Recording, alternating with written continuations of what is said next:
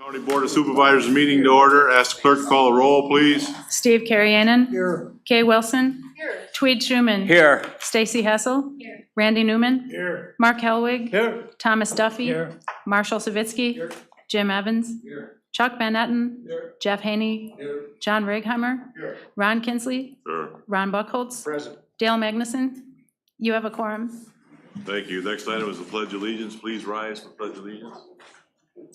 I pledge allegiance to the flag of the United States of America and to the republic for which it stands, one nation, under God, indivisible, with liberty and justice for all. Thank you. Number 5, certification compliance open meeting laws. This meeting was noticed to the media and the public as required by section 19.84 of the Wisconsin statutes.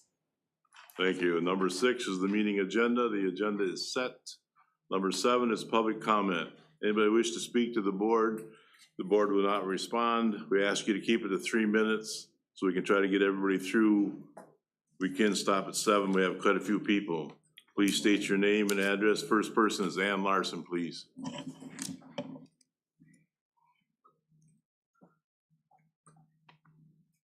Ann Larson, address 14274 W. Christensen Road, Hayward, Wisconsin. I'm the director at the Sherman and Ruth Weiss Community Library. Wanted to share with you the following quote, which was posted on our Facebook today. We moved to Hayward 2 years ago, and the library here is a very special library compared to most libraries. They're constantly changing up activities for kids inside and have hosted amazing free events. The Fox and Beggar production was incredible. We have something very unique here, and I hope the financial side of things can be sorted out so this isn't something the staff has to worry about each year. So first, I'd like to thank the county board for your financial support over the years, and especially for the fiscal assumption back in 1995. Without that bailout, the library might not be here today, and that would be a true loss for Sawyer County. As Henry Ward Beecher said, a library is not a luxury, but one of the necessities of life. Sawyer County is fortunate to have 3 unique libraries, each serving the community in vital ways. Our library is books and so much more. It's a community space where children meet their first friends at story time, where teens find a safe place and emotional support, and where adults learn to navigate new technology or apply for jobs. It's where someone who lives alone might have their only friendly conversation that week, where tourists can find a quiet place to work for free, and where community organizations can meet and collaborate. The library truly is the heart of Sawyer County and serves over 20 communities. Yet, despite the depth of our impact, the Weiss Library does not receive financial support from the city of Hayward, unlike most libraries across Wisconsin that are supported by both counties and municipalities. Libraries of similar size may receive 100% of their eligible funding from both sources. While we are grateful for the 1.6 times we receive from the county, we start out behind because we don't have that second stream of support. And unlike other libraries, we do not have a municipality to pay for capital improvements on our 7.7 acres or 14,000 square foot building, or our 6 furnaces and 6 air conditioners, all of which must be maintained out of our own limited operating funds and have been deferred due to lack of funding, and now are a replace, not a repair situation. That gap has real consequences. In 2022, we had to reduce staff hours and staff to stay within budget. Staff salaries remain below local market levels, and in my 17 years here, we've never been able to offer a cost of living adjustment. We've done everything we can to stretch our dollars, pursuing grants, building partnerships, and engaging volunteers and fundraising, but we now face urgent challenges. Flat wages, reserve funds that could run out within a few years. Our treasurer is moving $40,000 into our city fund just to cover this year's operations, and a growing reliance on fundraising and donations for operations, which can't replace stable public funding. Our Friends of the Library and the Hayward Library Foundation work tirelessly to fill those gaps, funding programs, technology, and building an endowment for the future, but they cannot replace the foundation of public support. So tonight, I respectfully ask for your support of the library's $245,000 budget request. Thank you for your time, your thoughtful consideration, and your continued support of the Sherman and Ruth Weiss Community Library, the heart of Sawyer County. Thank you. Thank you. Roberto?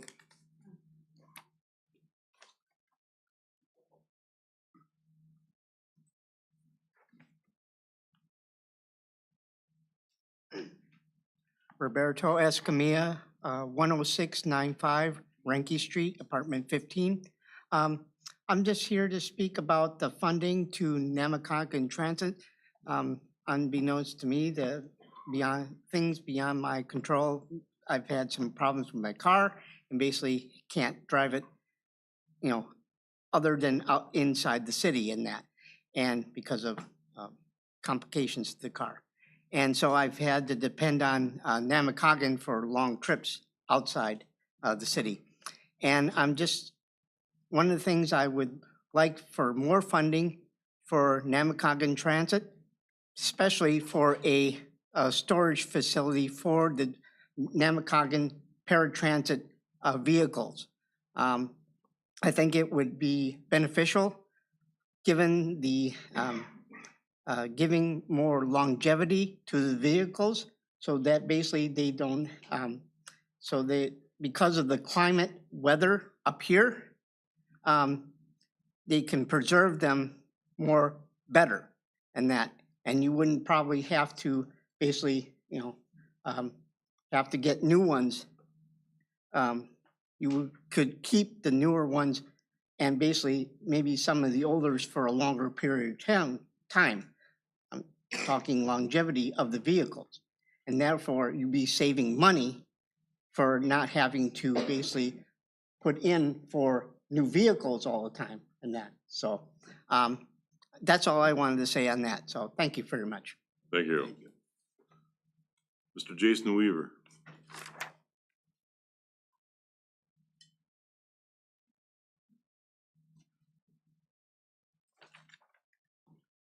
Jason Weaver, 13267 West Indian Lake Road, Hayward, Wisconsin, 54843. I'm just here to ask the County Board, Public Works Committee members to reconsider the rural transit and tribal assistance grants. I know John brought that forward in the past. This grant is a pilot grant that we have applied for, and when we work together, they carry more weight in the process of the grants, collaboratively, county, tribal, townships.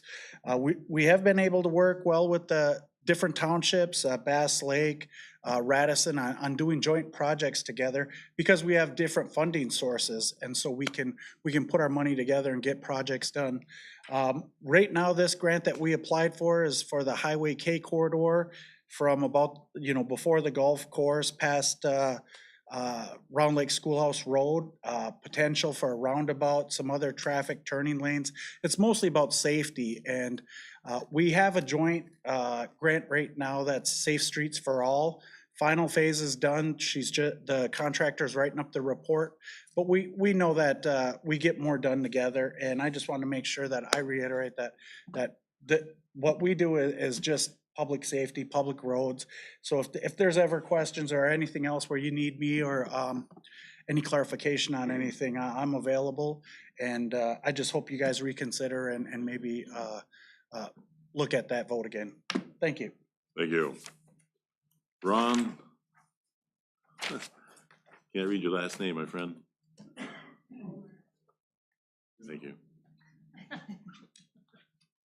Thank you, Mr. Chairman and County Board. My name is Ron Almer. I'm 10713 Namaquagan Lane, town of Hayward, 30-year resident. I'm here tonight to speak on behalf of the Meals on Wheels program by the Sawyer County Senior Center. I have been volunteering, one of many volunteers, in delivering those meals for the past few years. I originally did it with the thought of I need some way to get out of the house in the winter and get out and move around a little bit. So I did it, but that has changed. I now, as I pick each of my days or as they assign me days to deliver, I'm doing it with absolute joy. My clientele are senior citizens, low income, many physically disadvantaged people. They look forward to that hot meal that they receive on those days that they sign up for it. It's also a wellness check. There are very few other organizations that have the opportunity to look in on these folks on a basis. And we have the ability to do that and let our administration at the Sawyer County Senior Service know when we see people that might need additional assistance. Finally, I might be the only smile they see, the only human voice that they hear on that particular day as they receive that meal. These are lonely people. So I went from the concept of let me get out of the house and have something to do to understanding my benefit has been, as the good book says, those who do it to the least of these have done it unto me. So for those of you that have to balance that hard choice between fiscal responsibility and compassion, I wish you well. Thank you. Thank you. Jenny Jerbeck?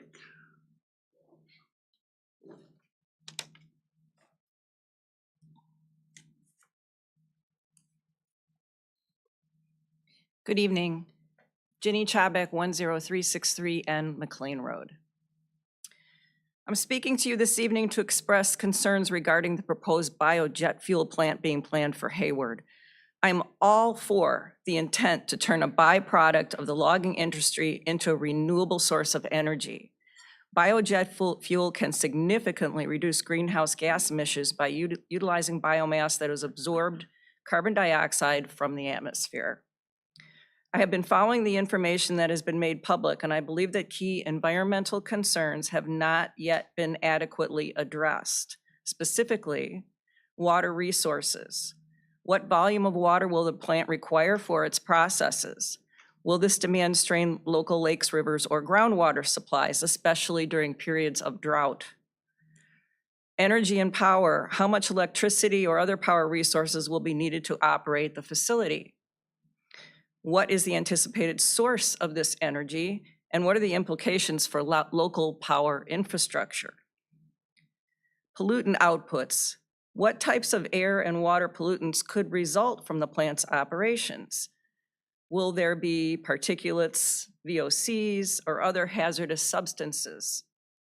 How will waste byproducts be managed, and what safeguards will be in place to prevent contamination of the surrounding environment, in particular, the Namakagon River?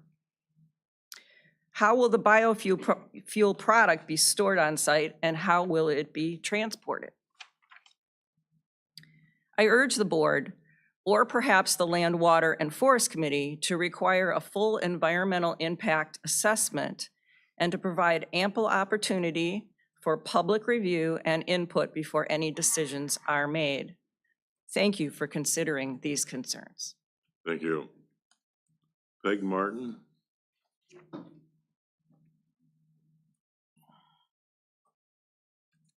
Hi, I'm Peg Martin. I live at 14098E Erling Road in Gordon, Wisconsin.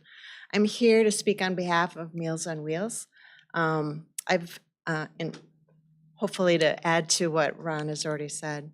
I've been a Meals on Wheels driver for 10 years. 2 of those have been here in Sawyer County, even though I don't live here. My route takes me outside of Hayward proper to more rural and remote areas. I know you already understand the big picture of Meals on Wheels, that it's essential to support seniors in our area and across the nation with healthy, hot, fresh, nutritious meals. So I'm not going to talk about that. What I wanted to do is Encourage you, when you do consider Meals on Wheels in your budget, to support it to the best of your ability.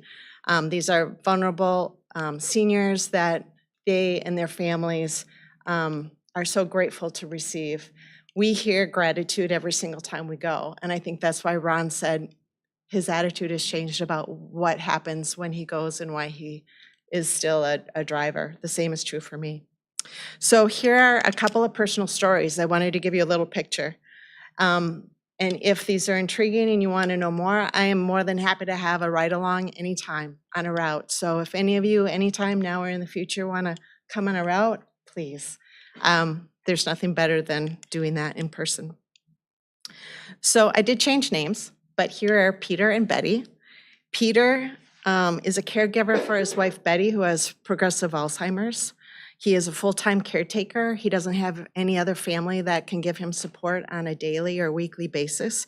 So we deliver meals to him 3 times a week for he and his wife. What that does is it allows him to have more free time in his responsibility of caretaking to care for her outside of preparing a meal or going to a store for 3 times a week. So it takes a little bit of a burden out of his day when we come, say hello, have a friendly face for he and his wife during that time.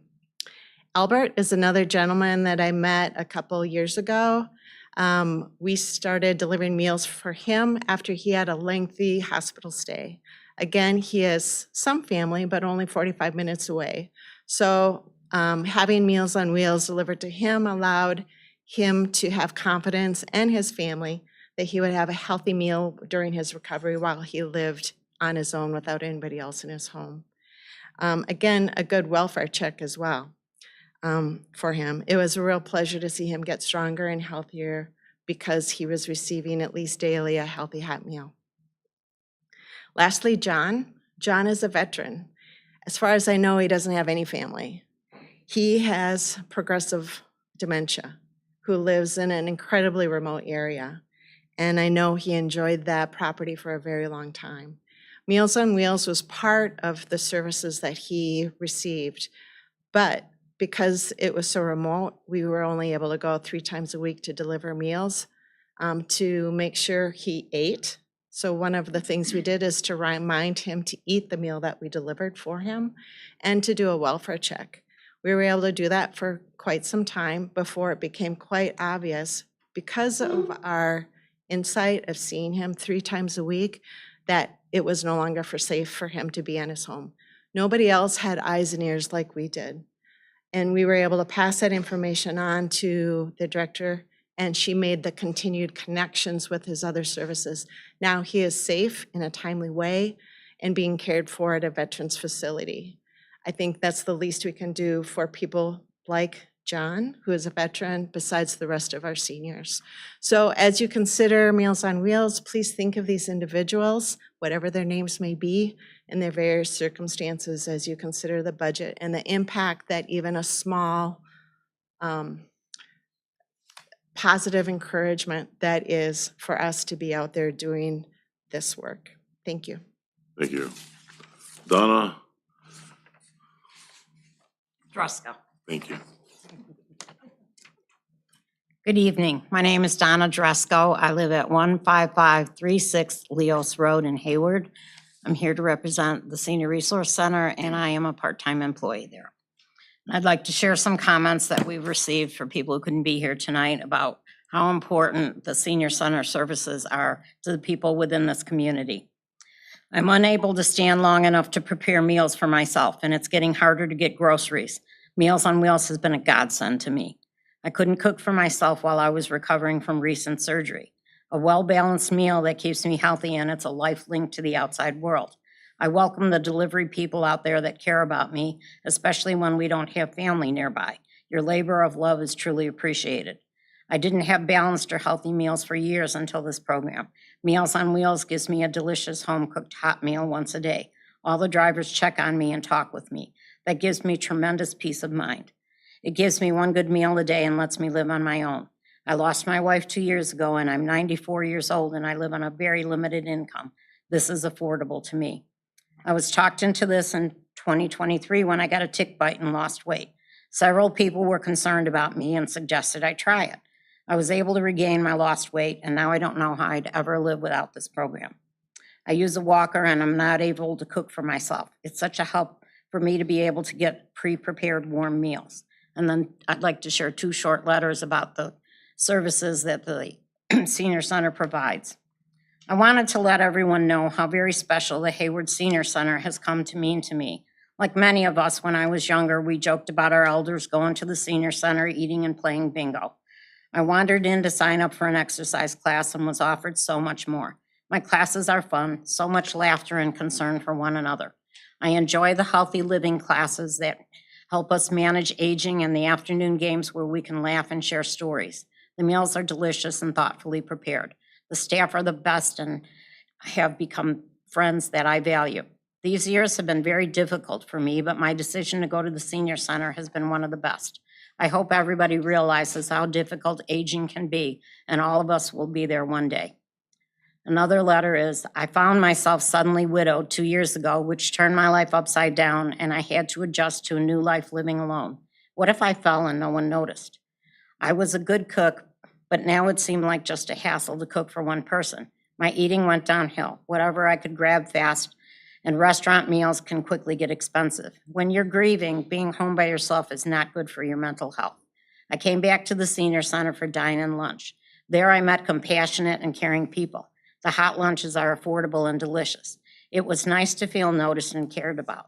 This center provides so much to our community. You don't realize it until you're in that situation yourself where you need it for a loved one. The fall prevention class and balance exercises made me more aware of potential dangers in my home and kept me safe. This place keeps me living here in Hayward longer than I might have been able to otherwise. Thank goodness for the caring and wonderful people who give so much of themselves here, and I'm grateful that this community cares enough about the full-time older residents who can often become invisible to others. Please don't cut our programs, and thank you for your consideration with the budget. Thank you. Jody? Hello, Jody Olney, 14251 West Peninsula Road, Hayward. I'm the Health Promotion Coordinator at the Senior Resource Center in Hayward, teaching several classes a week, facilitating a variety of workshops, and being involved in many committees are just a few of my roles. Another role that I have is coordinating the Meals on Wheels drivers. Currently, we have 4 routes that are driven Monday through Friday in Hayward. We have a crew of about 34 drivers that we have recruited through word of mouth and churches. Winter and Excellent each have 1 route and 5 drivers help out there. And Stone Lake has a route and George coordinates those drivers. When a driver calls and last minute to cancel as an emergency comes up, or they haven't been plowed out after a great winter storm, or they aren't feeling well, it is my job to find a driver for that route. That can be very challenging and time-consuming. Here is what one of the Meals on Wheels participants had said. I couldn't cook for myself due to a bad fall and an arm injury. These meals were a lifesaver to me. I also look forward to the people who deliver the meals as they are so caring and friendly. Thank you for this wonderful service. Thank you. Thank you. Ms. Joey Johnson? Double whammy, triple whammy here. Joey Johnson, Director, Senior Center, 1500 West Spring Creek Road, Hayward. I'm the director at the Senior Center. Okay, the Senior Center is not asking Sawyer County to fund wages, equipment, or other aging programs we provide. We're asking for funding to support the Meals on Wheels for seniors in Sawyer County. Title III funding does not cover all the expenses for the Meals on Wheels. Up until 2022, we could use Meals on Wheels drivers' time for delivering meals as in-kind grant matching. We no longer can do that, so that cut a lot out of our budget. We use Meals on Wheels drivers for delivering meals on a timely basis. We need to work together to build an infrastructure to support the seniors in our county to make sure they are not dealing with food insecurity, not enough senior programs, medical health, and more. The senior population is rising faster than any other population. By 2030 and 2035, it will be the largest population in the county and in the country. Some facts about Meals on Wheels. In January to October of 2025, the drivers have driven 58,768 miles, which is about 5,677 miles per month, at a rate of 58 cents per mile, which amounts to $34,085.44. In 2024, the drivers drove 81,034 miles, or 6,753 miles a month, or $47,000, around that amount. In 2023, the drivers drove 84,482 miles, or 7,040 miles, at about $49,000. You can see some of that is COVID in there. Okay, what we've done to reduce some of the expenses that we've had for Meals on Wheels since that time, and in 2025, we have gone from, Jody talked about 33 drivers. 7 of those Meals on Wheels drivers are volunteers. They do not accept any compensation. They do not accept the 58 cents per mile. Back in 2024, in 2023, we only had 5. Right now, Stone Lake Winter Excellent has no volunteer drivers. All of their drivers are paid the 58 cents a mile.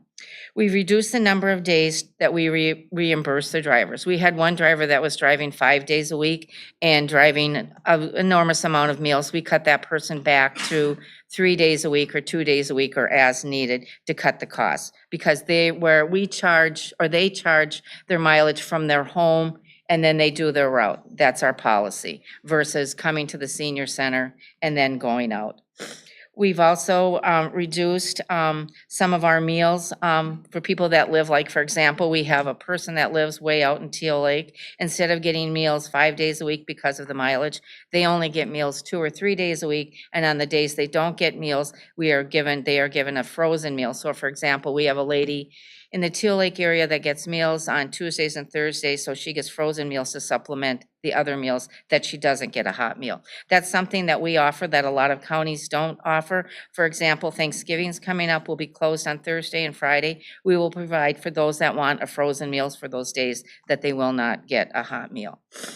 In 2023, we served 21,112 meals, which amounted to 399 individuals, or 173 people that were receiving Meals on Wheels. In 2024, we served 26,201 meals, 441 seniors, and 147 Meals on Wheels participants. In 2025, from January to October, we have served 22,238 meals, or 477 individuals, and 165 people receive Meals on Wheels. That's what we deliver right now, okay? We are working on a PowerPoint presentation that is about what is the senior center, which will be coming out here very shortly, which we will provide with the county board. A lot of people don't understand what the senior center is, what an aging unit is, what we actually do. This PowerPoint will do that for you. I challenge everyone in this room to come to the senior center, find out who we are, look at our budget, see what all the people do, see what Jody does, see what Donna does, see what Peg does, see what Ron does, see what we really are about. Our main focus and our need in our budget is Meals on Wheels. Our Title III money covers all of our other programs. Jody's programs, the healthy aging programs, they all are self-sufficient. All of our other programs are self-sufficient. Our Meals on Wheels program is not self-sufficient. Thank you. Thank you. Mr. Greg Lipinski.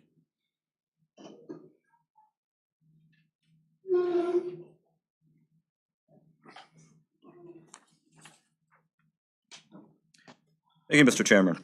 My name is Greg Ripsinski. I live at 12390 Ryan Road in the village of Coudray. And I stand before you today to officially announce that I intend to run for sheriff in 2026. I started here in 1995, where I was hired by Don Sheehan as a patrol deputy, part-time.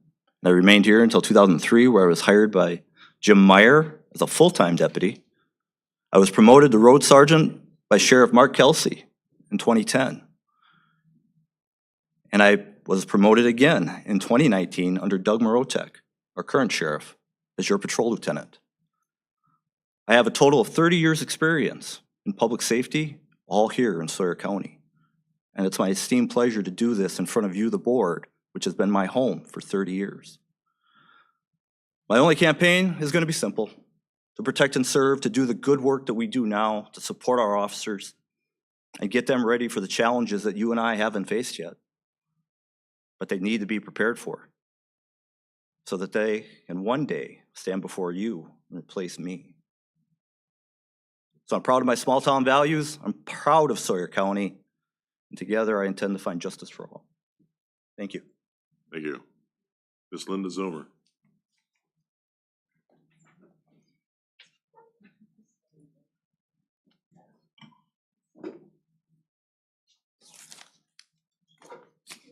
Linda Zilmer, Edgewater property owner, 4th generation. And I think the last half hour you've heard what public service is about and the services that many other people in this county provide, and that we really do need county support for that.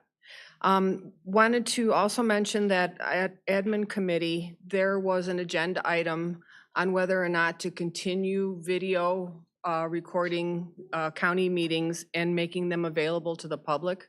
I think that's a very valuable service. I only wish that other counties could catch up to speed with what Sawyer County staff have been able to do.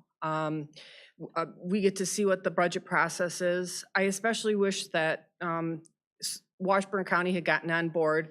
They had their county board meeting this morning to adopt their budget. They have a wonderful budget process. They have several $1 million less in equalized property value than we do, but they managed to pass a budget, have over $3 million in capital projects that they fund with the levy. They don't borrow to do that. And they have wonderful senior centers, and they kind of rebranded them as Wellness 50+. They have a youth center. I think there's 2 hospitals, but again, it's I bring that up mostly because part of your budget exhibits include a comparison of mill rates, and Washburn County is going to do that on $2.40 this year. So you have received an email from me asking that this year you do not borrow for CIP, because you have also a resolution to borrow $2.17 million and then repay it in April. And that's basically to go above the levy limit. So that is what municipalities have been forced to do, but I think there's a balance to that. So when you talk about the above the levy limit, you have a couple of things. Your full countywide ambulance service is above the levy limit, but the county levy gets a lot of relief because a lot of the administration department charges or costs get put into ambulance that goes above the levy limit. Libraries are above the levy limit. I think the public broadly supports the very small amount that it would take to fully fund the library without taking anything away from your regular levy. I don't know if you've had time to look at this, but it really is becoming an issue that each year Sawyer County has resorted to using general obligation debt to fund things, and you have a high fund balance. And again, please, whatever your financial decisions are, what you heard tonight is stuff that's worthy of being funded, and considering $32,000 in interest for the short-term borrowing, that would more than cover what people are asking for. Thank you. Thank you. A lot of good comments on the public comment today. Thank you. Number 8, consider approval of the minutes of the previous meeting, which was October 16th. Motion by Mr. Duffy, second by Mr. Levinsky. Any discussion? Hearing none, all in favor of the motion? Aye. Opposed? Motion carries. Thank you. Number 9, appointments. Sawyer County Board of Appeals, Board of Adjustments, 3-year term for Laura Rusk.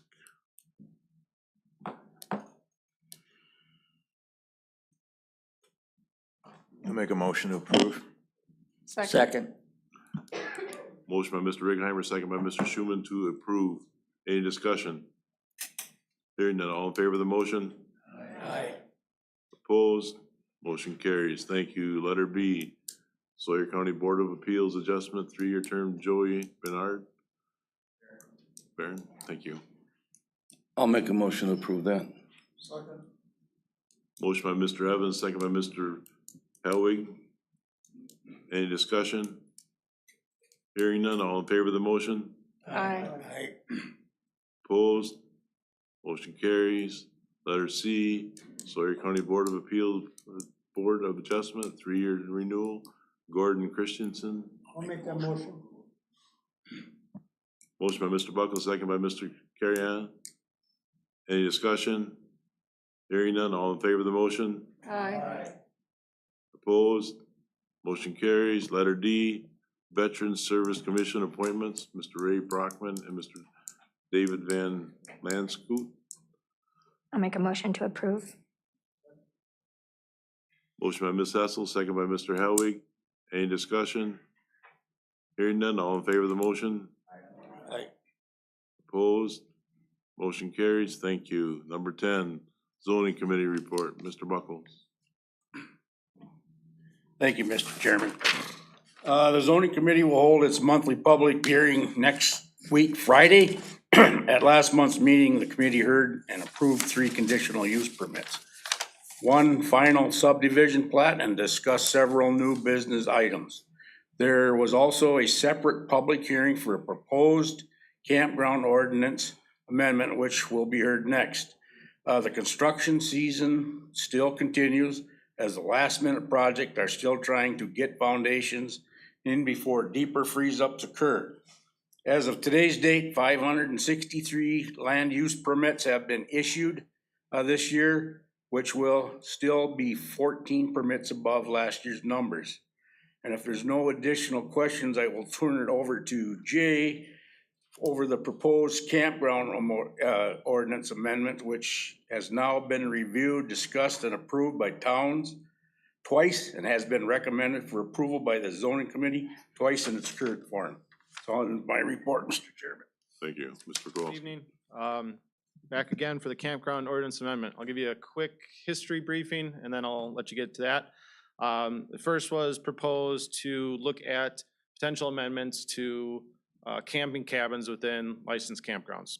Those camping cabin ordinance amendment came in the form of allowing for plumbing and sewer hookups within camping cabins within licensed campgrounds. We further looked into the state requirements. The state doesn't prohibit that. They also allow for 400 square foot on a camping cabin. We started that process, and during that same time, it was basically discovered by myself that when the current campground provisions came into effect, the 30% camping cabin and park model limitation was not properly adopted by this county board back in 2016. We then fast forward and kind of had that amendment process go through zoning committee, went through the towns and came to this county board for ratification. At that ratification of county board, this county board then decided not to adopt the 30% limitation and have it basically as 100% for camping cabins and park model trailers within licensed campgrounds. That revision or that amendment approval went back to the towns and they submitted resolutions of disapprovals, which in essence kicked it back to county board. County board then remanded it back to zoning committee. Zoning committee then sent out a poll to the individual towns asking again, what do you want for your percentage maximums of park model trailers and camping cabins within licensed campgrounds? The overwhelming number came back from the towns of 30%. We again heard a second public hearing at zoning committee, where again, the zoning committee made a recommendation of a vote of 5-0 to have the 30% limitation in there. And that is what you have in front of you tonight as option F. It would still have the amendments to the camping cabin provisions, but it would set a 30% increase or a 30% threshold for the total number of combined camping cabins and park model trailers within licensed campgrounds. That by legal counsel would only affect new campground operations. Those that have been in existence previous to this new adoption would fall under 100% unless specifically illustrated within a conditional use permit that they set an actual percentage limit. And I'd open it up to any additional questions before. Mr. Buckles. Mr. Chairman, I make a motion to approve the 30% as recommended by the zoning committee and the majority of the towns. I'll second that motion. We have a motion by Mr. Buckles, second by Mr. Swinsky to approve. Discussion. Chairman, does that includes an amending the ordinance to how Jay just mentioned it, using option F as our new amendment? It'd be option F as listed as exhibit B as part of the resolution. Okay, I hope that's that- included in the motion, Mr. Buckles? Okay.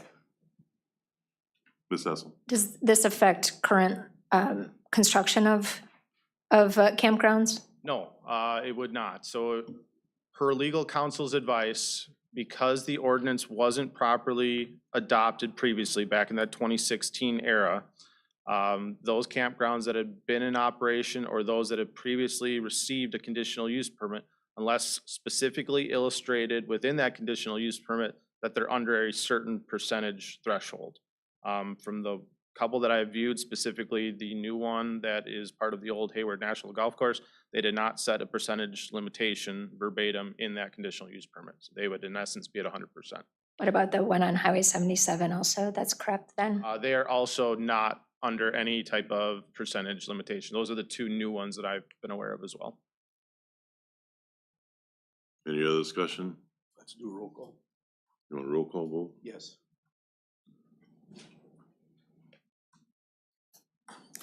Okay, there's a motion and a second to approve the amendment to Sawyer County Code of Ordinances, Appendix D, Section 2.0 definitions, and Section 6.6 and 6.7 trail camps and campgrounds, including Section F, which is attached by Ron Buckholz, second by Marshall Savitsky. Roll call vote. Steve Carriennen? Yes. Kay Wilson? Yes. Tweed Schuman? Yes. Stacy Hessel? No. Randy Newman? Yes. Mark Helwig? Yes. Thomas Duffy? Yes. Marshall Savitsky? Yes. Jim Evans? Yes. Chuck Van Etten? Yes. Jeff Haney? Yeah. John Righeimer? No. Ron Kinsley? Yes. Ron Buckholz? Yes. Motion carried with 2 opposed. Thank you. Thank you, Jay. Number 11, Public Works Committee report. Mr. Howard. Public Works meeting on 5 November 2025. Maintenance, Mr. Schmidt reviewed his report on October county maintenance projects. Mr. Margarin stated that Mr. Schmidt has done a good job since taking over the department. Sawyer County Airport report. Mr. Leslie updated the committee on attending the annual WAMA conference in La Crosse, collaborative projects with the county, and the potential installation of BOA-funded satellite air tracking system. There's no updates on the master plan at this time. Excuse me. Highway Department, Commissioner Pennell updated the committee on the status of highway maintenance projects and grants. Department is ready for winter. The LRIP reimbursement for County W was received in the amount of $225,589.48. Mr. Kinsley, Mr. Margaret, and Mr. Helwig met with the tribe and discussed on the ATV UTV routes is tabled until an ad hoc committee and 3 members is formed in December to engage in further discussions on the routes and other issues with the TGB. That's all I have. Thank you. Next item is number 12. Public Safety Committee report. Mr. Buckles had to step out for a phone call. Let's come back to that and go to letter B, resolution 2025, increased jury stipends, discussion and possible action. Mr. Markren. This was brought forward by the clerk of courts. This stipend has not been increased since 1993. So we are falling behind other counties, and many, many people in Sawyer County do not get reimbursed by their employer for this. So we feel that it's appropriate to raise the stipend and the mileage to the county rate as well. I make a motion to approve the resolution. I'll second it. Motion by Mr. Howard, second by Mr. Evans to approve. Discussion.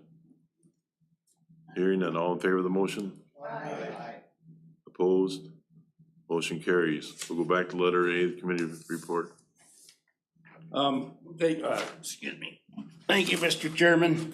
The Public Safety Committee met on October 30th that would be the November's meeting. Clerk of Courts registered probate reports. A written report was provided by Ms. Kelsey requesting an increase in the jurors per diem. Resolution 225 to increase the jurors stipend.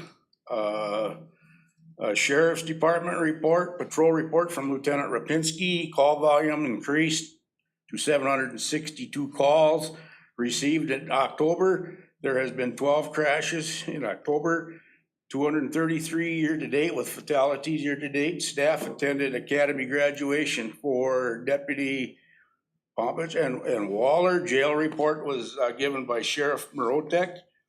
71 unemployment rate, time of booking, discussion on how fentanyl is brought into the jail, dispatch and emergency management. Written reports were provided with information on staffing system updates, numbers and types of calls. Per hour, 2 dispatchers were hired. The department is working on the schools on cameras and meeting weekly with GenCom on the radio dollar resolution by the LCO Cooperative Law Enforcement Agreement resolution. Submit an application to daily use of radio grant program and commit matching local funds. Code enforcement, Chad reported that dog pound and public health code enforcements for the month of October. One tourist rooming house complaint and 4 human health hazards were investigated. There was a written report from Child Support, Mr. Fremel, and presented and reviewed, written showing ongoing improvements and updates with the Sawyer County Ambulance Service, including recognitions of the stations, fleet management and updated protocols, and implementation on new inventory. And then a criminal justice coordination council, Mr. Martin reported that the tall cop will present on November 12th. That ends my report, Mr. Chairman. Thank you. Any questions? Hearing none, we'll go to letter C, resolution 2025 Sawyer County and the Cudahy Oriole Band of Lake Superior Chippewa Indians Cooperative Law Enforcement Agreement Grant Resolution. This is a grant application, a resolution in support of the application for a cooperative agreement between Sheriff's Department and Sawyer, or on LCO Law Enforcement. It's a grant that is a flow through that goes to LCO. We've had it several past years. I don't believe had it for 2025. So this would be bringing it back. In the past, we've received $50,000 that goes to LCO to help defray costs. Ms. Hessel. I make a motion to approve the resolution, Sawyer County LCO, the grant. Motion by Ms. Hessel, second by Mr. Evans. Any discussion? All in favor of the motion? Aye. Opposed? Motion carries. Thank you. Exhibit A, 2027, okay. Letter D, resolution 2025 support submission of application for the FY 2026 daily use radio grant program, commit local matching funds. This is a resolution to apply for a grant for a new WISCOM system. It's an upgrade. It's for the handheld units. Mr. Rupzinski could give us more information on that if you have any questions on it.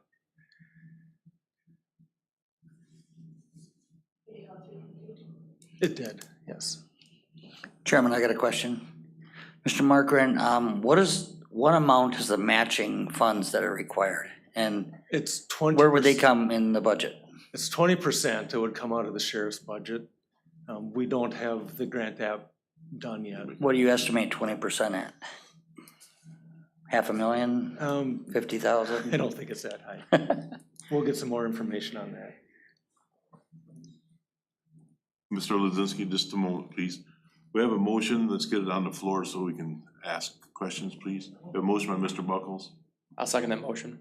Second by Mr. Slavinsky. Thank you. Question, Mr. Chairman? Liz? What is the estimated matching funds for this grant? It really is hard to nail down a firm number. There is an amount of 7 million that are equated to 7 counties that are being called for this grant. 3 counties are taking priority over the other 4. We are not one of the primary counties.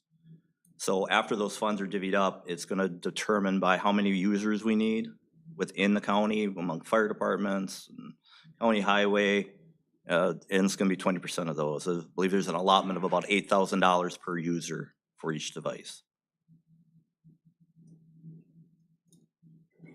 Any other questions? Thank you. So we have a motion and a second. Any other discussion? Hearing none, all in favor of the motion? Aye. Opposed? Motion carries. Thank you. Do you want the radio announcement for 2026? That's just part of that Okay. resolution. Thank you. Number 13, Land, Water, and Forestry Resource Committee. Mr. Thank you, Carrigan. Chairman. Land, Water, and Forest Resources Committee met on November 5th. At that meeting, we had the Register of Deeds update from Ms. Thompson. Real estate transfers have been high, and the income from those has also been high. We had a written report from the surveyor, and Mr. Peterson gave the county forestry report and noted that 13 timber sales were active in the month of October. There's about $3.9 million worth sold but uncut timber on file. Gross timber sales year to date are a bit over $2 million, which is above the budget number. ATV UTV Trail 3 project is completed. Work has started on the Tuscobia between Wooddale and Washburn County line. Snowmobile trail reroute on Highway 77 between the Spider Lake Town Hall and Morgan Road is underway. And tomorrow morning at 10 o'clock, the fall timber sale will open. And we had the DNR report from Mr. Zimmer, who reported that over 1,100 hours of the 2,200 hour goal has been completed on the Sawyer County Forest. Site preparation, oak wilt surveillance, planning for prescribed burns, and wildlife staffing were priorities in October. And a public comment period for the North Central Forest Regional Master Plan is open through December 7th. Motorized trail report from Mr. Davison thanked elected officials and county staff for supporting trail projects and updated the committee on the status of a failing bridge on Trail 31. The association is trying to work with the tribal governing board to keep the trail open. The Tuscobia Trail has 94 culverts and 50 miles of trail that average $5,000 each to repair. There's a total of 176 miles of groomed ATV and snowmobile trails in Sawyer County. Zoning and Conservation Department, Mr. Kozlowski reviewed the written conservation report. Price dam work is completed, but the gate clutch mechanism is still not working correctly. This year's theme for the school poster and speaking contest is Soils Where It All Begins. The DNR, with the help of the Whitefish Lake property owners, is holding a public information meeting on a proposal to raise Lakuta Ray 6 inches on December 15th. And that meeting is from 11 a.m. to 1 p.m. at the LCO Conference Center. Fish and Wildlife Service Fish Passage Project proposal. Funding for a proposed project for routing Lake Sturgeon around the Winter Hydroelectric Plant on the East Fork was discussed. The county can apply for a pass-through grant to contribute to the project at no additional cost to the county. The grant project resolution was passed unanimously by the committee. Land and Water Resource Management Plan, public input and discussion. 5 members of the advisory committee were present for a discussion on the final version of the Land and Water Resource Management Plan. The committee agreed to add a goal and objective of creating a county-wide wellhead protection ordinance before the public hearing on the plan that's set for December 10th. And that meeting will be held in the assembly room rather than the boardroom here. That concludes my report. Thank you. Number 14, Health and Human Services Board, Ms. Wilson. Yes, thank you. The Health and Human Services The Health and Human Services Board met on November 3rd this month. Ms. Gaucher started our meeting with information from the new health clinic at LCO saying that they've hired an assistant director, 3 new nurse practitioners, and 2 dentists. Other improvements are transportation and accessibility for clients, and work is beginning on a supportive housing project. The Senior Resource Center report said that they're fundraising to cover Meals on Wheels, and the program has in need of 2 to 3 new board members. Ms. Mann reported on the new electronic medical records program is now live. Ms. Lyons reported on the food drive that is underway at the courthouse, and it will continue for another 2 days. The Health and Human Services will distribute the food collected to our 4 pantries throughout the county.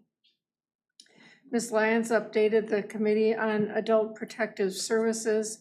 The Chapter 5 cases, 55 cases, are moving to guardianship, and dementia care specialists are on the radio each month to discuss Alzheimer's and dementia, and November is Alzheimer's Awareness and National Family Caregiver Month.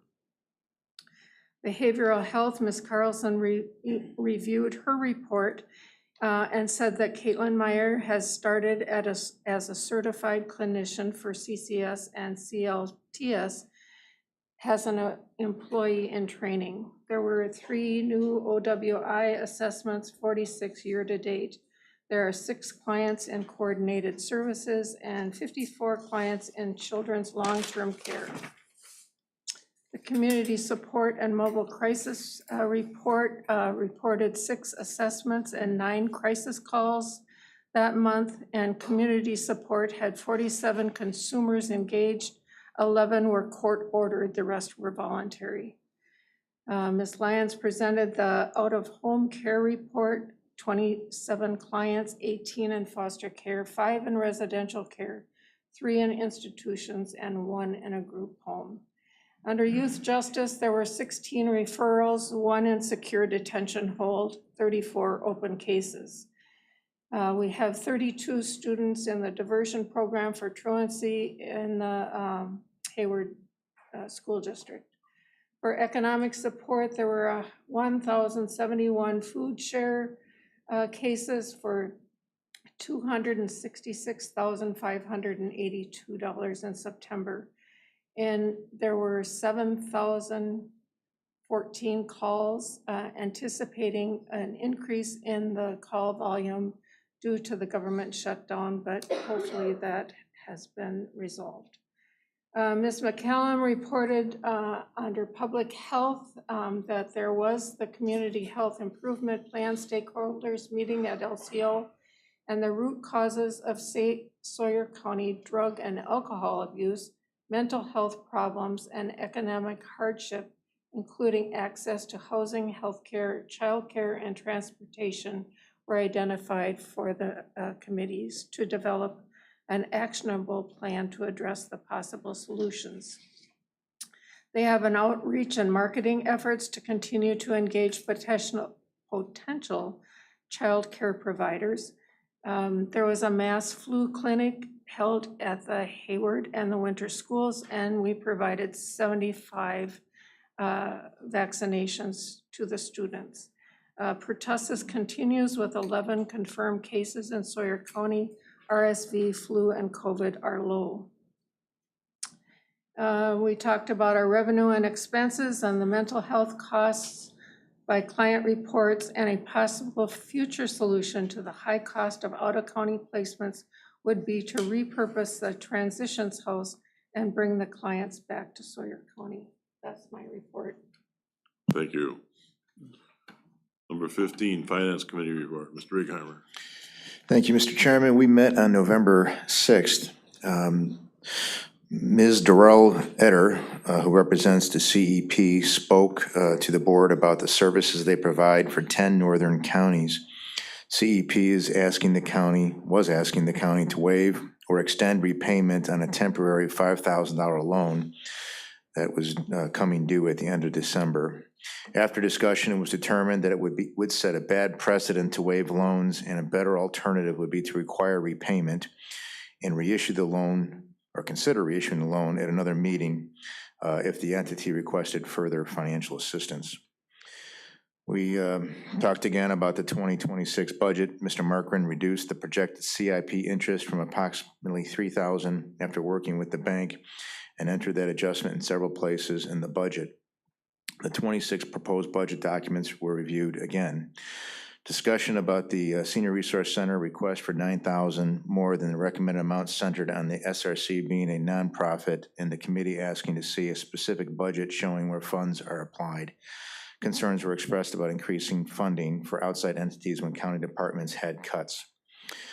Resolution 2025 to adopt the 26 Sawyer County budget and 2025 property tax levy to be collected in 26. The 26 compensation plan, the 26 authorized employees, and the 26 fee schedule, and the 26 capital improvement. The motion carried without a negative vote.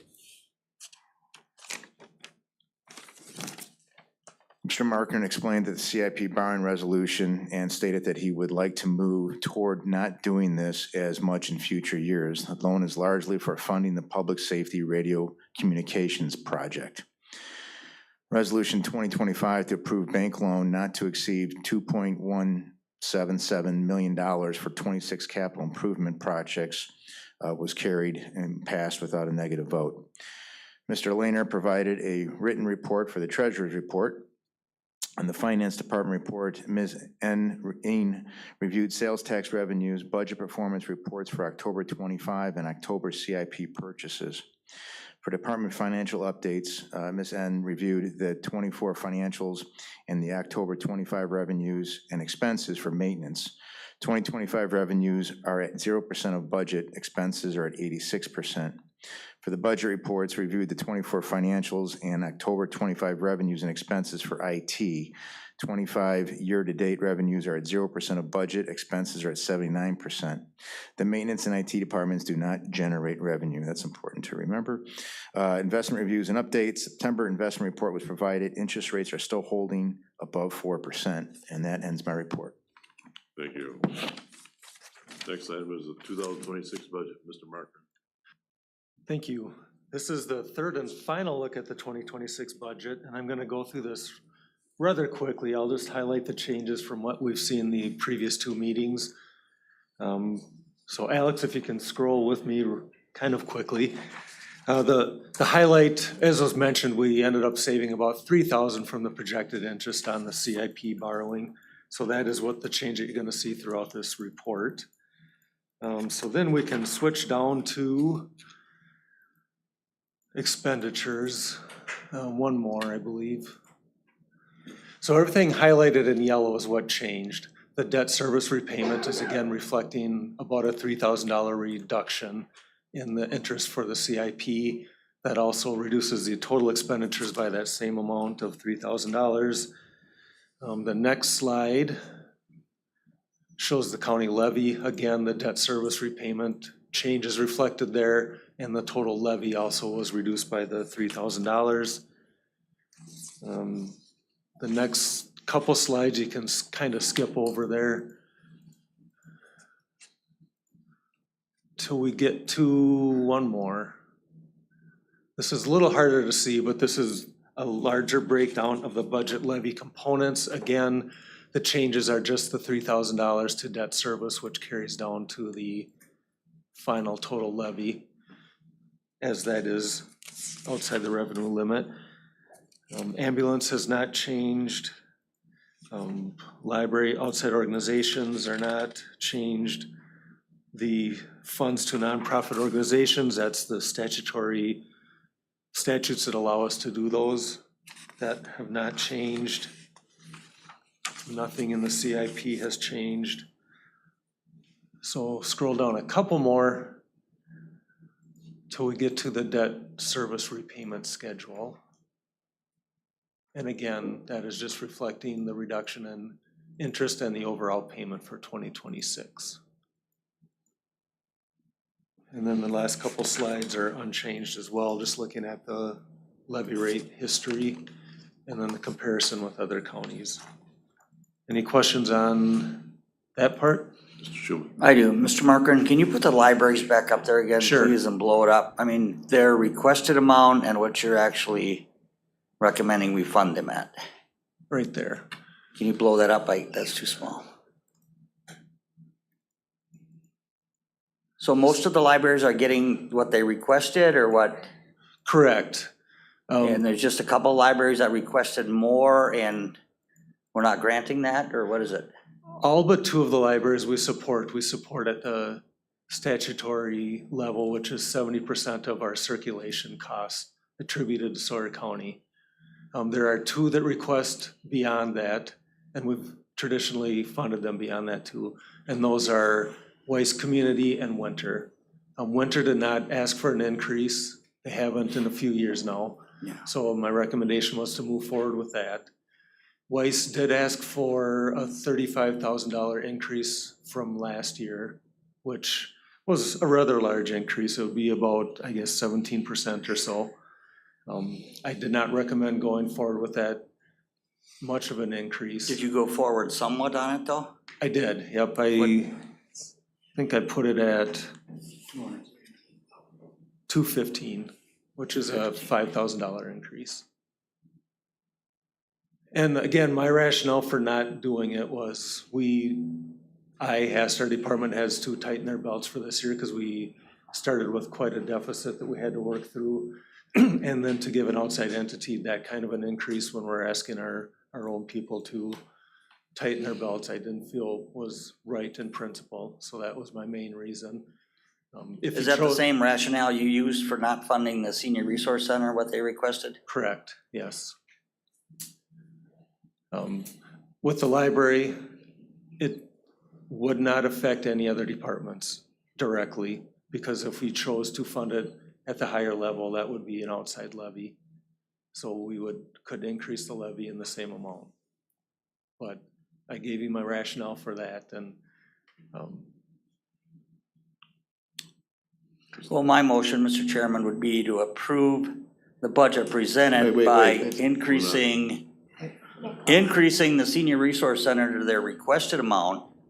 And I would also look at giving the Weiss Library what they requested. I would second that. That would be my motion. Wait. He wasn't even called on. Yeah. We're not there, my friend. We have to go through these other attachments yet first, please. Okay. Thank you. Mr. Marker. if there are no other questions, and I'll keep moving forward, the next section is the fee schedule. We did go through this last month. Would you like me to go through changes again? Or? Why don't you do that, please? All right. So everything in red is what has changed. So Alex, if you can, it's page 5 of this section, right there. A couple changes here. We do not produce a paper county directory anymore. So that was recommended to be scratched from the schedule. And then the clerk is also asking for 25-cent increases in those fees the fee schedule you see before you there. Any questions there? The next page with changes is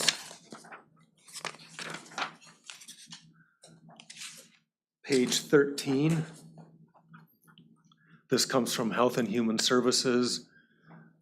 Looking to increase the assessment for an OWI and also to increase the amended driver's safety plan. Some staff time allocated to those, so they're asking for an increase there. And then this is kind of a clerical cleanup. I think that title said the last time this was changed, and the actual title should be adult protection. So that is reflected there. And then there is a new category there under children and families. This is a home study for adoptions. There's a lot of staff time that goes into that, and we've been getting more requests for that. So that is what that one is for. That would be a new fee. Any questions on those two? Mike, is that a fee that the say the family that is requesting to adopt would have to pay? Is that what that's I for? believe so, yes. Okay, thank you. Then the next page is 19.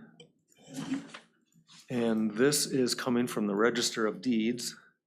And these changes are all related to our Laredo program. That is where people can look up data on homes and taxes and all that kind of stuff.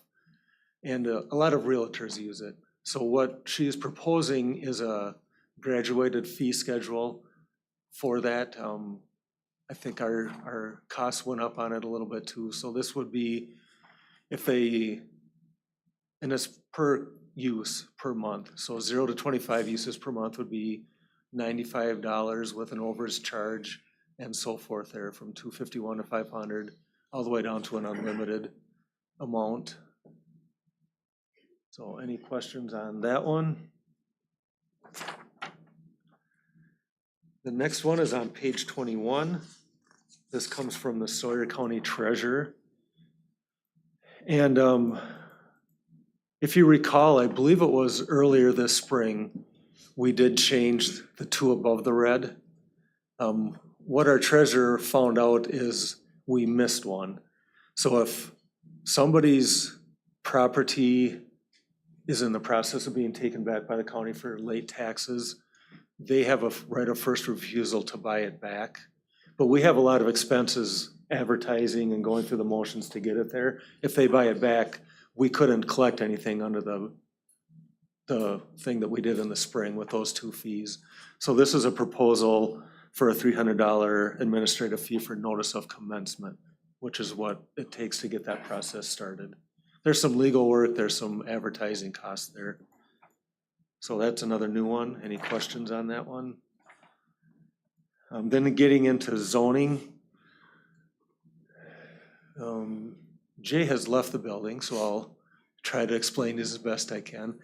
There is another clerical clarification here under telecommunications facility. Class 2 co-location and tower modifications would be the add. We're getting a lot of those versus just actually moving it, but wanting to modify it. And there's about as much work into that as a co-location. And then getting down to some of the increases in fees for sanitary permits for conventional holding takes mounds at grade going from 400 to 450. Another language clarification under that as well, moving from site change to plan revision. Again, there's about as much work in a plan revision versus changing a site. And we're seeing that pop up more regularly.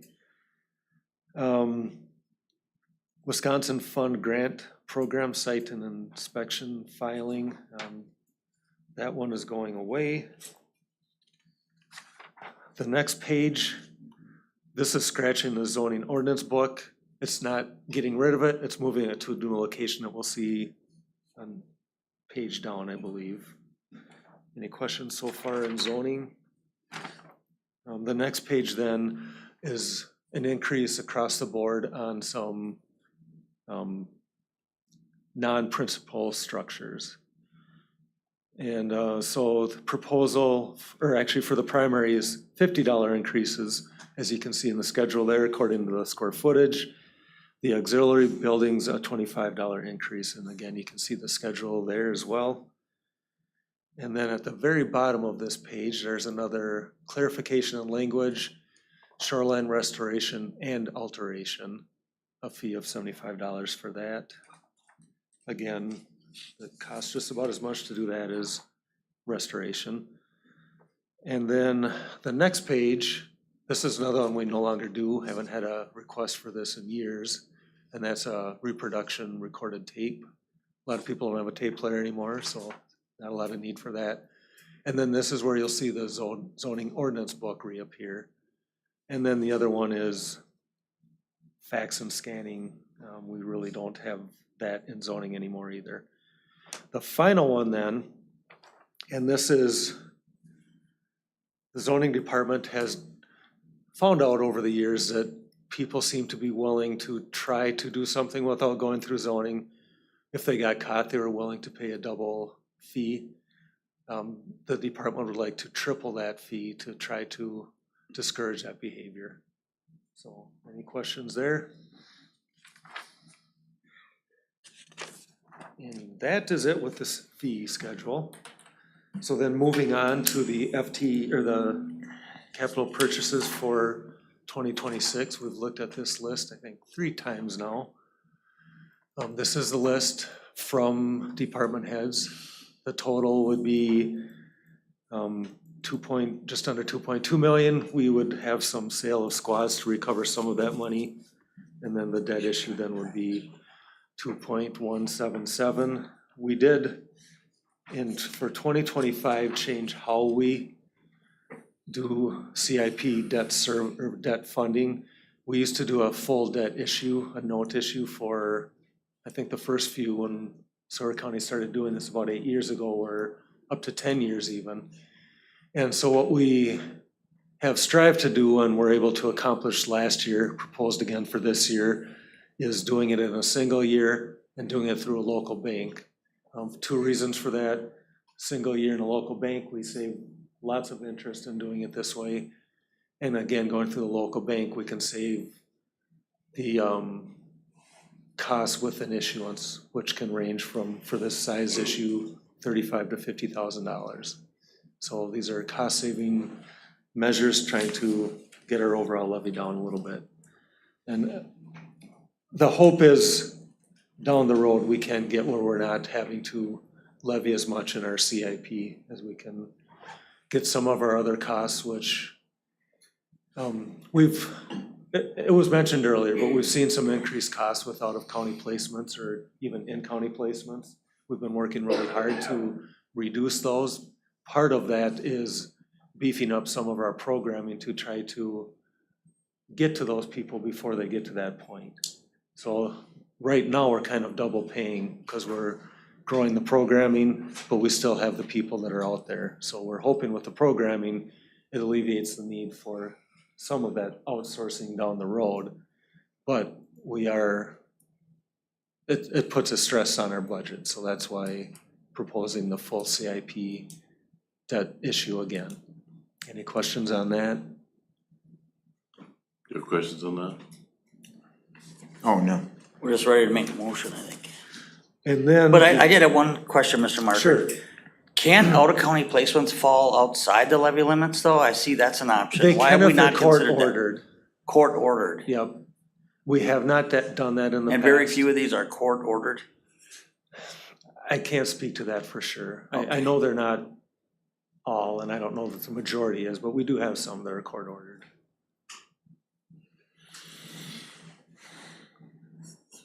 Mr. Righeimer. You done, Mike? One more. I thought you had questions. I guess I did skip over FTE. There is no change from 2025 in FTE count. And then the final one then is the pay schedule for 2026, which includes across the board 2% increase in January with the first payroll in January, and then a second one with the first payroll in July of 1%. So that is the schedule for 2026 as proposed. Now, the resolution, and then I would ask that the resolution include the budget as proposed or modified if that's the case. The levy, which could change depending on what is requested. So I'll work with you when you get to that point. But then also the 5 points we looked at, the FTE count, the salary schedule, the CIP, and the fee schedule. So all of those elements as presented, if that is your wish. That concludes all that? That concludes. Mr. Righeimer. I make a motion to adopt the budget as presented with all the points Mike listed above with what he just said there. So to approve the budget, 26 budget and levy as presented. I'll second that. Joe. Yeah, I'd like to amend that motion. And you can amend a motion before it's voted on. You just have to vote on the amendment. Just a minute. I'd like to amend that motion to Mr. include, Schuman, just a minute. So the motion on the floor is Mr. Righeimer, second by Ms. Hessel, to approve the budget amendment. yep, I would like to make an amendment to that motion to include the requested amount by the Senior Resource Center and the Sherman Ruth Weiss Library. I'll second that. That's my amendment. The amendment is seconded by Ms. Wilson.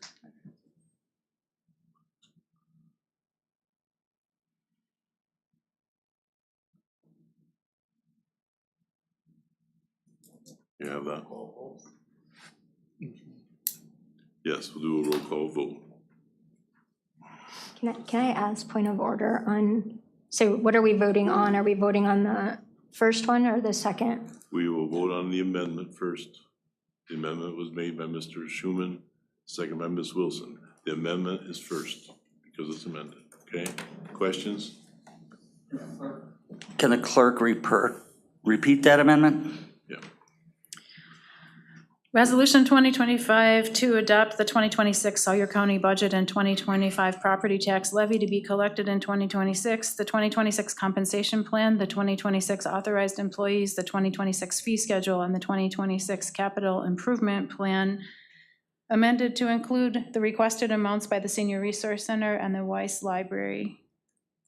Motion by Tweed Schuman, second Kay Wilson, roll call vote. So this is for the amendment. But do we have time for discussion or do we have? Absolutely. Okay, so we hired Mike as a financial director. We've encouraged all committees, to listen to the committees. The budget passed at finance. Our financial director is looking out for the well-being of our whole county. So I just want to reiterate that because we've been told in this room quite a bit that we need to listen to our leads, and I think that that's just pertinent to this conversation. Thank you. Mr. Chairman? Yes. I handed out some information from the library tonight to show you how the library is more than the circulation of books. And that's what the flat fee is, what we approved. So I just wanted you to see what the library means to the community. Thank you. Mr. Bennett. I have a question on the rules of engagement. When we've done this before in years past, if someone made a motion and they got a second, I didn't understand how someone else can then amend that. Wouldn't we vote on what was the original and then he can either rescind that or a second motion comes if that one fails? That is one way to do it. He's asking to amend the first motion. So we had a motion and a second to amend the motion. So that's what we're gonna vote on. And then after we vote on the amendment, we'll come back and vote on the original motion. But to Mr. Van Etten's point, in the past, we voted on one motion and then come back. So is this Robert's rules that we can, I believe it is. so my motion meant nothing, or Mr.? No. When she read that back, she should have read it back. We have a motion by Mr. Righeimer, second by Ms. Hessel. Okay, that motion is on the floor. He wants to amend the motion, so Mr. Schuman, second by Ms. Wilson, asked to amend it. We can do that. So the vote is to vote on the amendment. After that vote on the amendment, we'll come back and vote on the original motion.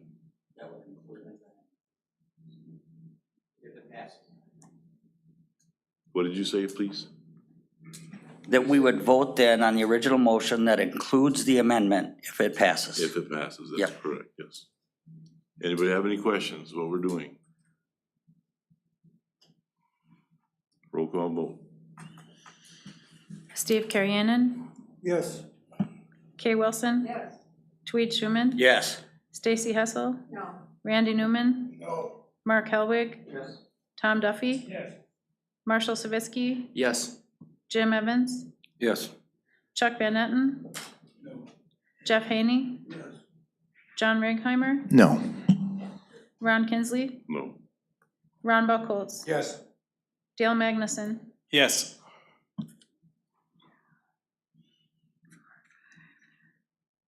motion carried with 5 opposed. Okay. So the original motion is out there with the amendment attached to it. Question? Yes, I'm just, I just want to reiterate, like, not hating libraries, not feeding our senior citizens, but really promoting us staying within budgets. And so just want to be clear that I didn't vote no. I don't think any of us voted no because we don't like libraries or senior citizens. We just want to make sure it's staying within budget. Thank you. No. How are you gonna adjust that? I just want to point out then that the levy will change from $15,925,777 to $15,955,777. So an increase of $30,000. It will not change, the senior resource does not change the levy. I will adjust the fund balance draw to accommodate the $9,889 that it will go up. But the library does change it. The library will change Outside it. the levy limit. Yep. But can you tell us where the additional funding then comes from that we're giving the senior center? Where does that come from? It will come from fund balance. I'll increase the draw Okay. by that amount. So give us that number again, and that's what includes the library out of the levy limit. The levy will be $15,955,777. Okay. Does not change the mill rate. That is still 2.43. So we have the original motion. Questions? Mr. Evans? No. Anybody else have any questions, concerns? All right, we'll vote on the original to approve the budget with the amendment. Okay? You do a roll call. Do you want me to read it back? Yeah, go ahead.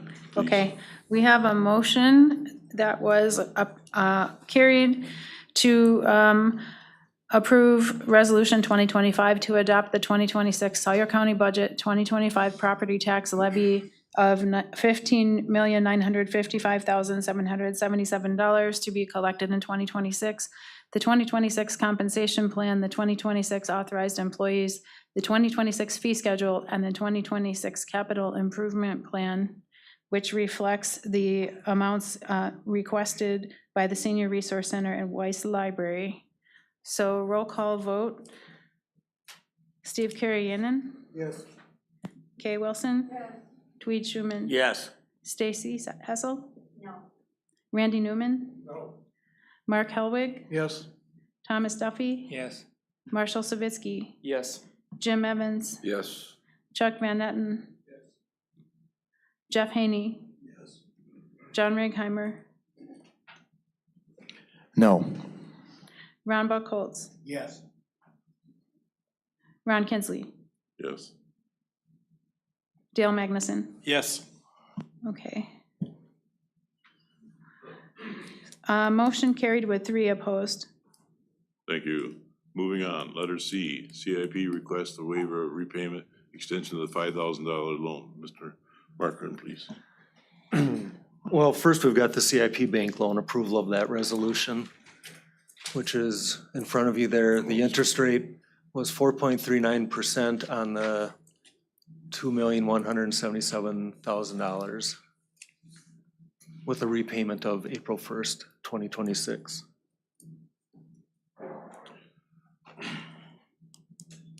It's a pleasure of the board.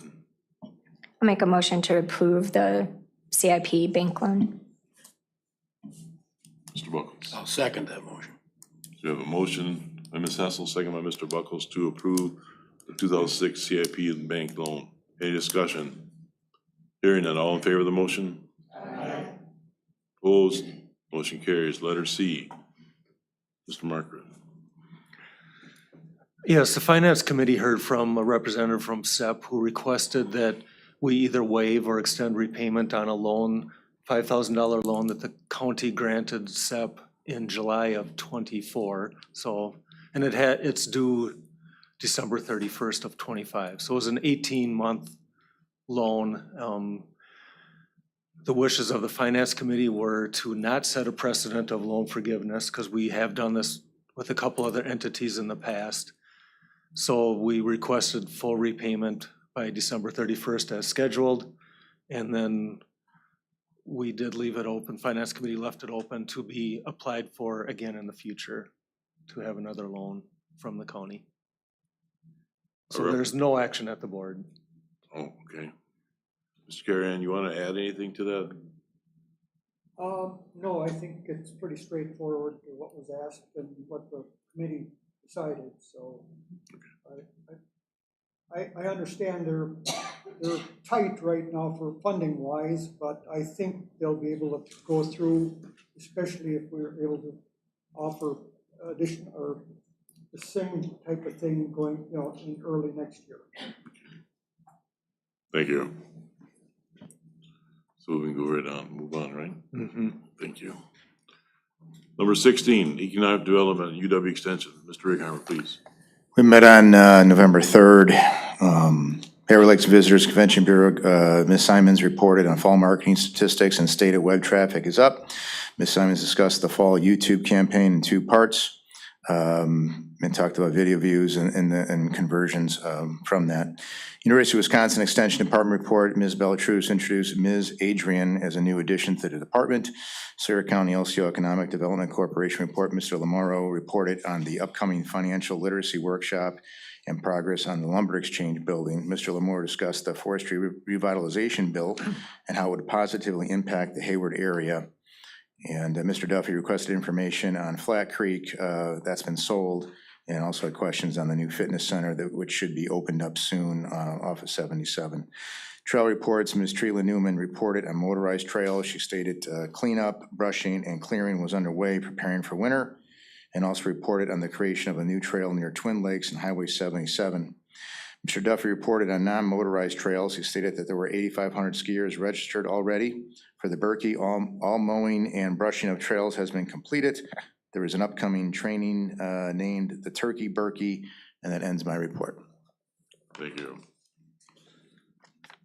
Number 17, County Administrator's Report, Administrative Committee Report. The Administrative Committee, we received a report from Ms. Klein, the County Clerk, and we have a new program that'll be going forward for tracking public records. The Veteran Service Office reports to us, which is Mr. Elliott, and he was at some training and he does a wonderful job. He tells us how many people filed disability claims. He tells us the dollar amount that was rewarded for the veterans' favor. And at his training, he's one of the top ones in the state. I think he does a very good job. It was noted Mr. Elliott does a high level of service that benefits the Sawyer County comparable to exceed the state standards. We also receive a report from IT and Human Resources and the County Administrator. The Veteran Tribute update is still waiting for phase 2 to be finalized. And we talked about YouTube and it was approved to keep it on not unanimous vote. That concludes the report for the administrative report. Letter B, CJCC report, which met today. With no quorum. Okay, thank you.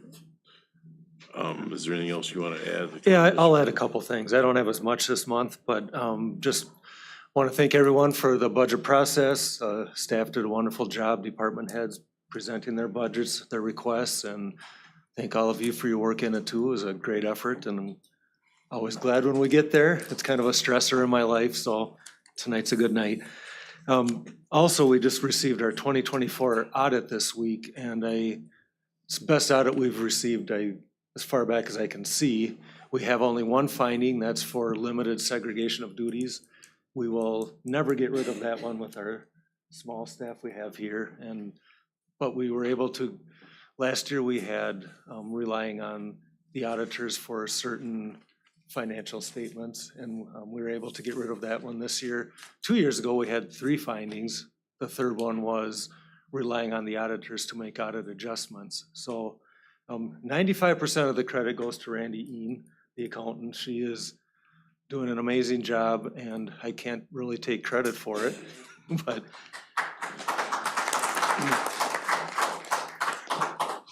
this is really a big deal for an entity this small, a governmental entity, to have only 1 finding. So I can't stress that enough. We're very pleased with the result.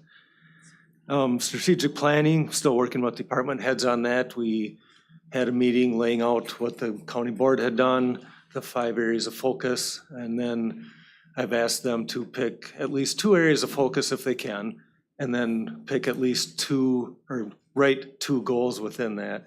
And then beyond the goals, what they would use to measure the achievement of that goal. So they're all working on that now. I've received a handful of them already, but if they have questions, it's first time, I think probably almost everybody's gone through that process here. Some that came from private sector are used to it, but it's the first time we've done it. So it's going well though. Those are due back to me on Monday, actually, November 17th. So yeah. And then I'll bring that back to the board when we get it all written up. Connections, I went to the Hayward Area Chamber of Commerce annual dinner on last Wednesday, was it Thursday? And it was great. Our own Stacy Hessel won Volunteer of the Year, so that was pretty cool. Congrats to her. And then I did attend Mr. Elliott's Veteran Service Commission annual meeting a couple weeks ago, and that was really good. That is one passionate man that we have here, and it's fun to see his excitement. And he brought to veterans in the county over $20 million. It's a return on investment from what the budget is for the veteran services of 12,300%, which is pretty amazing. It's not to the county, but to the residents of the county. And it's just a great benefit, and he works very, very hard to get everything that is due the veterans that come in through those doors. So I just want to congrats him for that. And Public Safety Network upgrade. Work is underway. We meet monthly at 10 o'clock on Friday. And it's not a lot of physical work going on, but a lot of planning and behind the scenes and getting things put together, getting ordering done. So looking forward to completion of that, targeted for next summer to be completed. That ends my report. Thank you. Turn your mic on so the audience can hear you, please. Thank you. Are we having any increase in health insurance? We did not. No increase in premiums, no increase in deductibles or co-pays or anything. Yeah, Mr. Markren, what is your plan for getting us off the road of short-term borrowing for capital improvement projects? You talked about that, and Can we adjourn? I can ask a question. That's up to the chairman. What is your plan, Mr. Markren? As I mentioned, we're working with HHS to kind of get some of those costs that have built up under control through doing some more work on the front end. Down the road, we're going to be seeing some carbon credit money come in. We are probably going to sell some in 2026. The first monies go to the third party who is administrating the sale. So we may not actually see any money in 2026, but by 2027, we'll start seeing some, so that will help. And that's about it. We're looking at everything very closely and just trying to get that number down. Okay. Number 18, board appointment and committee updates. Anybody have anything they want to share? Correspondence reports, conferences, and meetings. I received a call that Mr. Fred Clark is running for the 7th district, and he wants to meet here on Thursday the 20th at 11 o'clock. If any board members want to come and meet him, he'd like to speak to you for about a half an hour. Can anybody tell me they're going to show up? Because if it's not going to, no one's going to show up, I'm going to tell them to cancel. I'm not driving up for half hour.